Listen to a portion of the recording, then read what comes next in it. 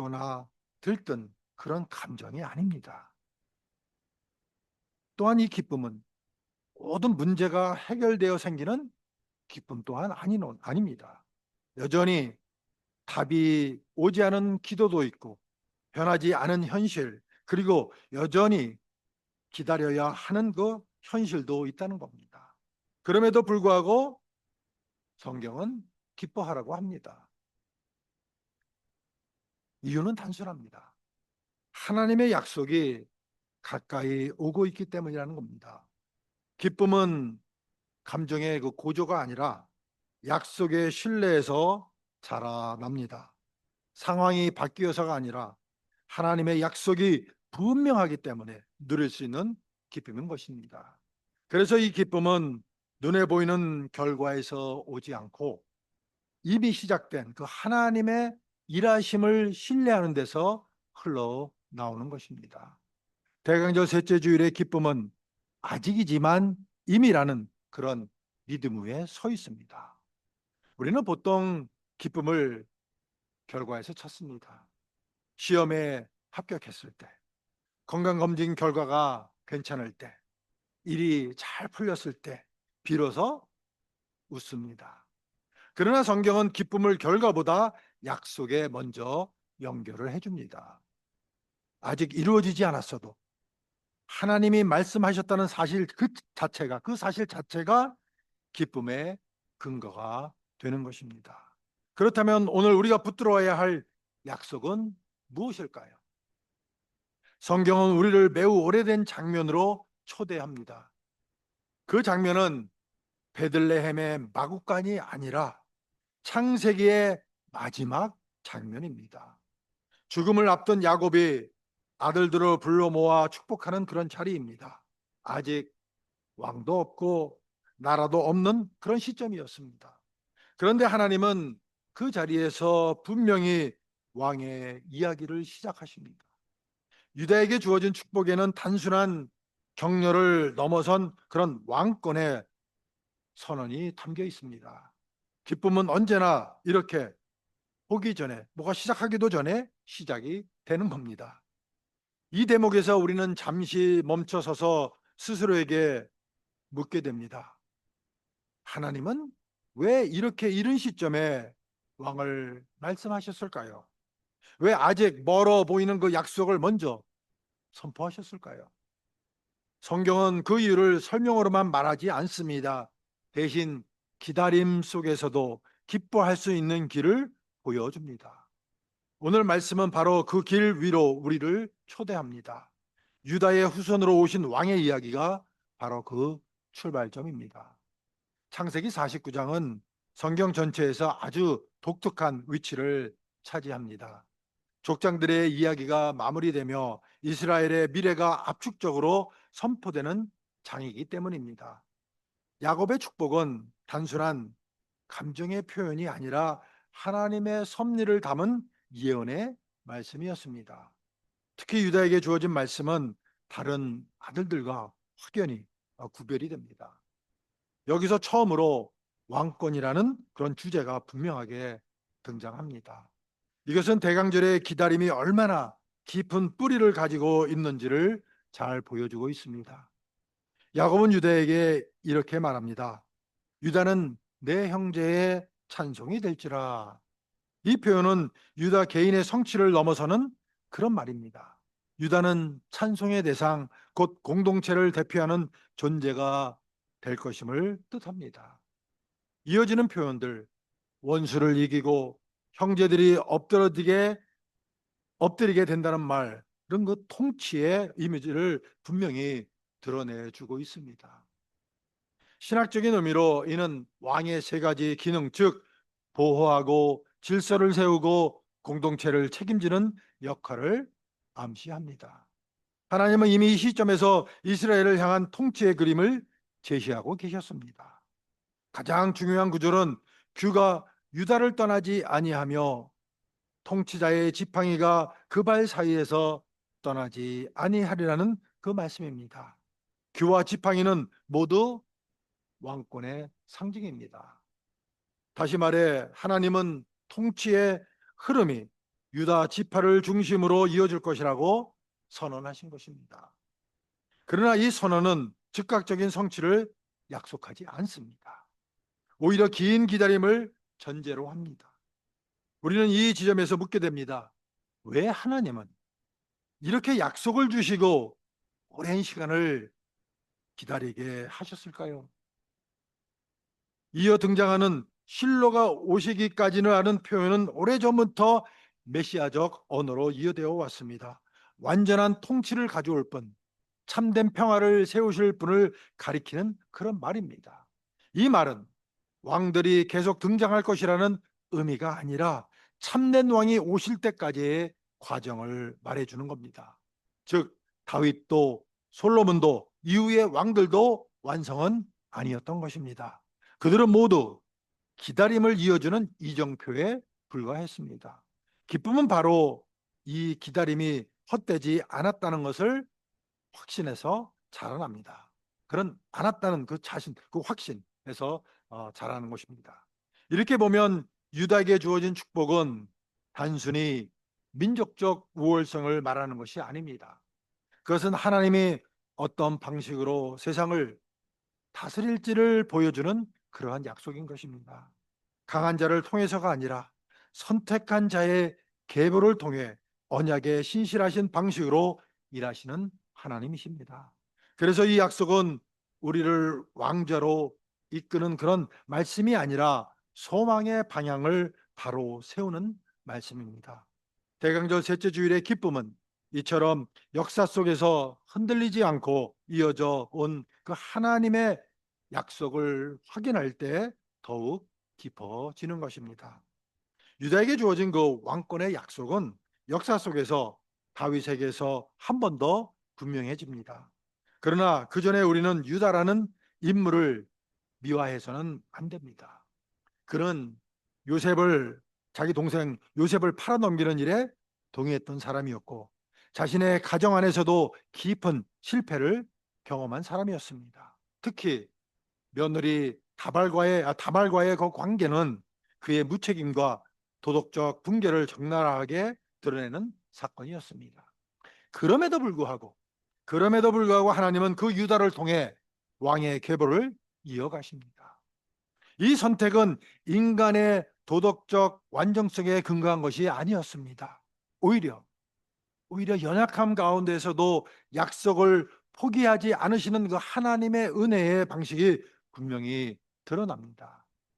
다윗 역시 유다 지파 출신으로 베들레헴에서 부름받았고 사무엘이 기름을 부을 때 가장 눈에 띄는 인물이 아니었습니다. 이 말씀의 신학적 의미는 분명합니다. 왕권은 인간의 도덕적 우수성이나 자격에서 나오지 않고 하나님의 주권적인 선택과 은혜에서 나온다는 사실입니다. 하나님의 왕은 인간의 스펙이 아니라 하나님의 부르심으로 세워진다는 것입니다. 다윗에게 주어진 언약은 이 약속을 더 넓은 시간으로 확장을 합니다. 하나님은 다윗에게 그의 왕위가 영원히 경고하리라고 말씀하셨습니다. 그러나 이 언약 뒤에는 불완전한 역사도 함께 따라옵니다. 다윗의 실패, 왕들의 타락, 결국 나라의 분열과 무너짐이 이어집니다. 그래서 사람들은 다시 묻습니다. 이 언약은 정말 영원한 것인가? 아니면 잠시 빛났다가 사라진 약속이었는가? 바로 그 질문이 오랜 침묵의 세월을 만들어냅니다. 왕자는 사라졌고 이스라엘은 다른 나라의 지배 아래 놓였습니다. 상황만 본다면 유다의 왕권 약속은 완전히 끝난 것처럼 보였습니다. 하지만 성경은 이 시간을 실패의 기록으로만 남기지 않습니다. 오히려 하나님은 침묵 속에서 약속을 준비하십니다. 기다림의 시간이 길수록 약속의 깊이는 더 분명해지는 것입니다. 이 흐름 속에서 마태복음 2장이 열립니다. 동방에서 온 박사들은 예루살렘에 들어와 단도직입적으로 묻습니다. 유대인의 왕으로 나신 이가 어디 계시냐? 이 질문은 다윗 이후 수백 년 동안 아무도 공개적으로 묻지 못했던 그런 질문이었습니다. 이는 구약의 모든 왕권 기대가 한 문장에 응축된 질문입니다. 약속은 끝나지 않았다는 선언이기도 합니다. 이 질문 앞에서 예루살렘은 두 갈래로 반응합니다. 지식은 있었지만 움직이지 않는 이들이 있었고 위험을 감수하며 길을 떠난 이들이 있었습니다. 같은 약속을 들었지만 각자의 태도는 달랐습니다. 여기서 우리는 자연스럽게 자신의 모습을 돌아보게 됩니다. 우리는 약속을 정리하는 사람입니까? 아니면 약속을 따라 움직이는 사람입니까? 대강절 셋째 주일의 기쁨은 바로 이 선택의 자리에서 더욱 분명해집니다.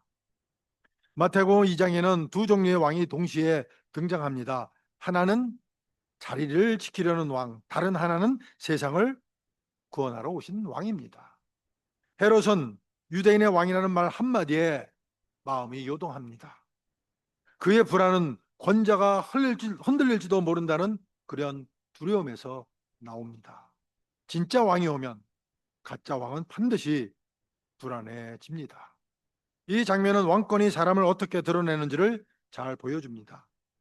헤롯의 왕권은 두려움과 통제 위에 서 있었습니다. 그는 유대인의 왕이라는 말 한마디에 마음이 흔들렸고 그 흔들림은 곧 폭력으로 이어졌습니다. 자신의 자리를 지키기 위해 정보를 모으고 시간을 계산하며 결국 어린 생명들까지 희생을 시켰습니다. 이 왕권은 늘 지켜야 할 것이 많았고 그래서 늘 불안했습니다. 사실 이것은 헤롯만의 문제가 아닙니다. 우리가 익숙하게 보아온 세상의 권력, 그리고 때로는 우리 마음속에 자리 잡은 왕의 모습이기도 합니다. 성경은 바로 이 지점에서 우리에게 묻기 시작합니다. 왕이란 과연, 왕이란 과연 어떤 모습이어야 하는가 하고 말입니다. 바로 그 질문 앞에서 선지자 미가의 말씀이 들려옵니다. 오늘의 본문이기도 합니다. 미가는 다음과 같이 예언했습니다. 베들레헴 에브라다야, 너는 유다 족속 중에 작을지라도 이스라엘을 다스릴 자가 내게서 내게로 나올 것이라. 그리고 이어서 그 왕의 성격을 이렇게 덧붙입니다. 그가 여호와의 능력으로 여호와 그의 하나님의 이름의 위엄으로 서서 때를 먹을 것이라. 성경은 이 왕을 힘으로 군림하는 그런 통치자가 아니라 서서 때를 먹이는 그런 목자로 묘사합니다.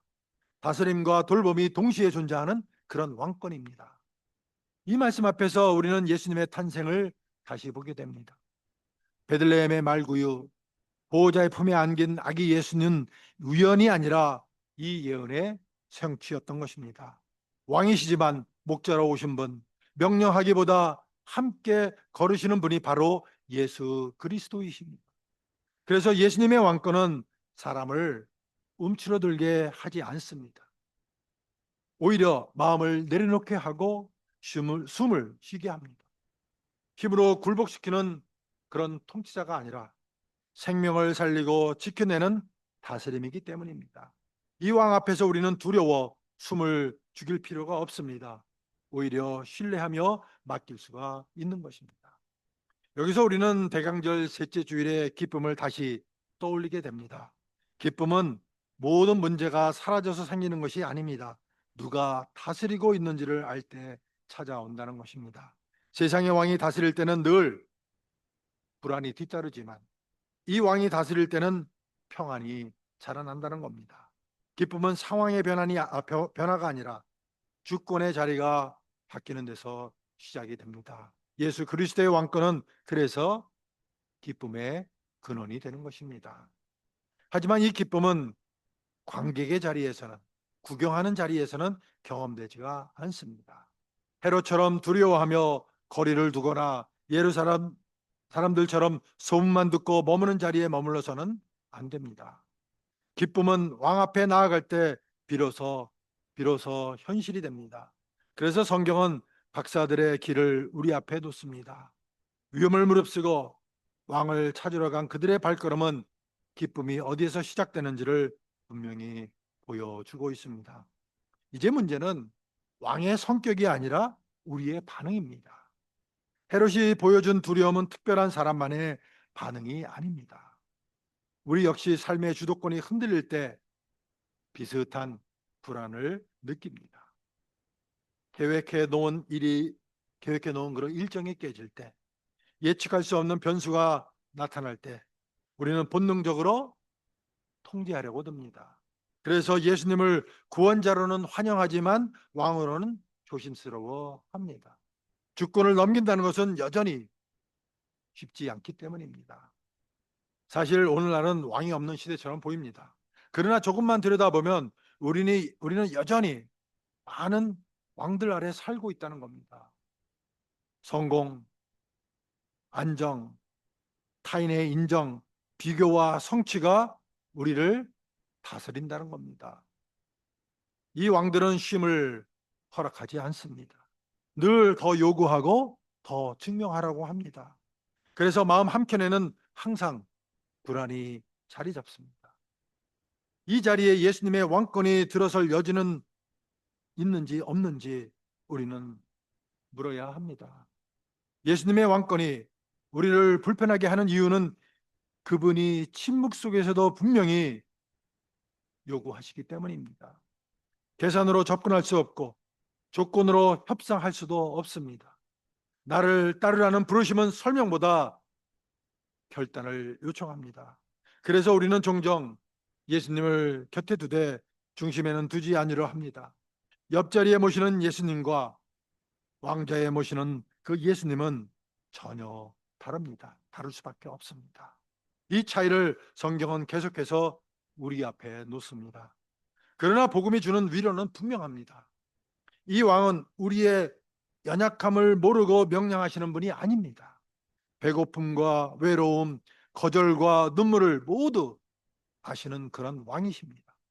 히브리서는 그분이 우리의 연약함을 동정하실 수 있는 분이라고 증언합니다.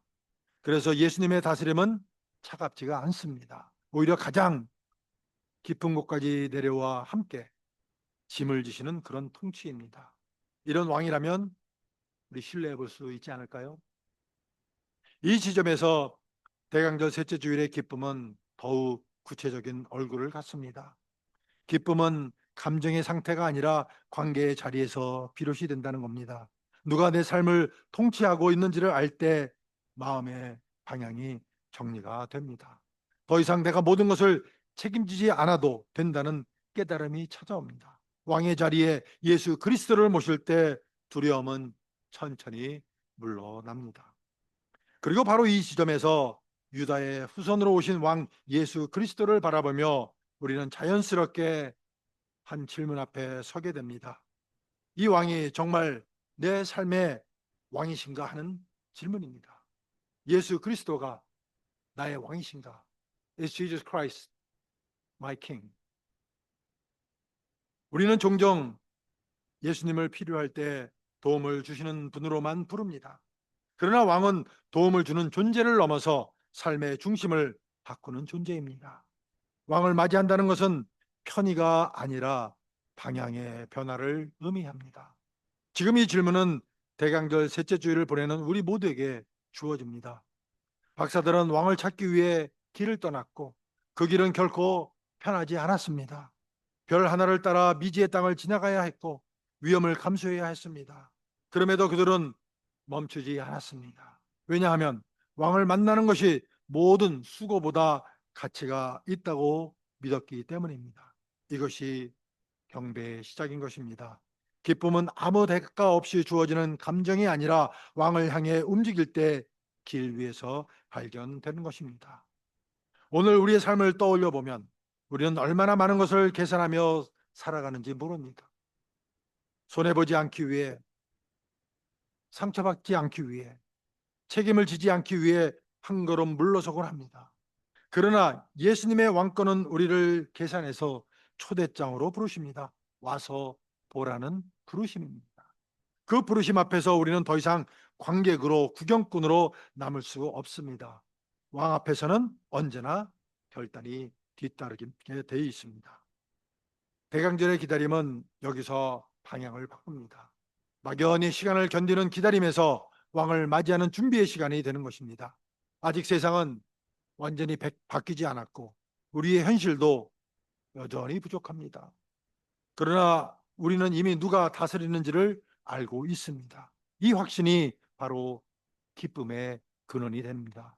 근원인 것입니다. 그래서 대강절 셋째 주일의 기쁨은 조용하지만 아주 든든한 겁니다. 사랑하는 성도 여러분, 유다의 후손으로 오신 왕 예수 그리스도께서 이미 우리 가운데 오셨습니다. 그분은 연약함 속에서도 약속을 이루시는 참된 왕이시며 두려움이 아니라 기쁨으로 다스리시는 그런 왕이십니다. 우리는 지금 이미 시작되었지만 아직 완성되지 않은 그분의 왕국을 살아가고 있습니다. 그러기에 우리의 기다림은 절망이 아니라 소망이 되고 우리의 순종은 부담이 아니라 기쁨이 되는 것입니다. 이 대강절 셋째 주일에 유다의 후손으로 오신 왕을 삶의 중심에 모시고 그분의 통치 안에서 누릴 수 있는 진정한 기쁨 가운데 살아가시는 저와 여러분이 되시기를 주님의 이름으로 축원을 드립니다. 기도하시겠습니다. 신실하신 하나님 아버지, 오늘 우리에게 유다의 후손으로 오신 참된 왕 예수 그리스도를 다시 바라보게 하심에 감사드립니다. 오랜 기다림 속에서도 약속을 포기하지 않으시고 연약한 인간의 역사 한가운데서 당신의 뜻을 이루어 오신 하나님의 신실하심을 찬양합니다. 우리가 결과가 보이지 않는 시간 속에서도 기뻐할 수 있는 이유가 상황이 아니라 하나님의 약속에 있음을 다시 마음에 새기게 하옵소서. 우리의 눈이 보이는 현실에 머물리지 않고 이미 시작되었으나 아직 완성되지 않은 주님의 나라를 바라보게 하시며 기다림의 시간 속에서도 믿음이 자라나게 하옵소서. 우리의 마음 깊은 곳에 자리 잡은 두려움과 불안을 내려놓고 삶의 왕좌를 주님께 온전히 내어드리는 은혜를 허락하여 주시옵소서.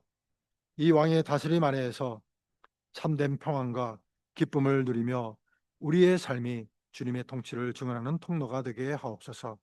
Faithful and gracious Father, we thank you for revealing to us once again Jesus Christ, the true King, who came from the line of Judah. We praise you for your unfailing faithfulness, how you never abandon your promises, but fulfill your will even through the weakness and brokenness of a human history. Teach us to rejoice not because circumstances have changed, but because your promises stand firm. Lift our eyes beyond what we can see and help us to live in the reality of your kingdom that has already begun, though not yet fully revealed. In seasons of waiting, grow our faith and gently remove the fear and anxiety that cling to our hearts. Grant us the grace to surrender the throne of our lives to Christ alone, trusting his rule and care. May we live under his gracious reign, bearing witness through our lives to the peace and joy found in our true King. We offer this prayer in the name of Jesus Christ, who reigns with the love and faithfulness. 이 모든 고백과 소망을 우리를 기쁨으로 다스리시는 예수 그리스도의 이름으로 기도드립니다. 아멘. 다 같이 일어나셔서 강물같이 흐르는 기쁨 찬송하시고 축도로서 예배 마치겠습니다.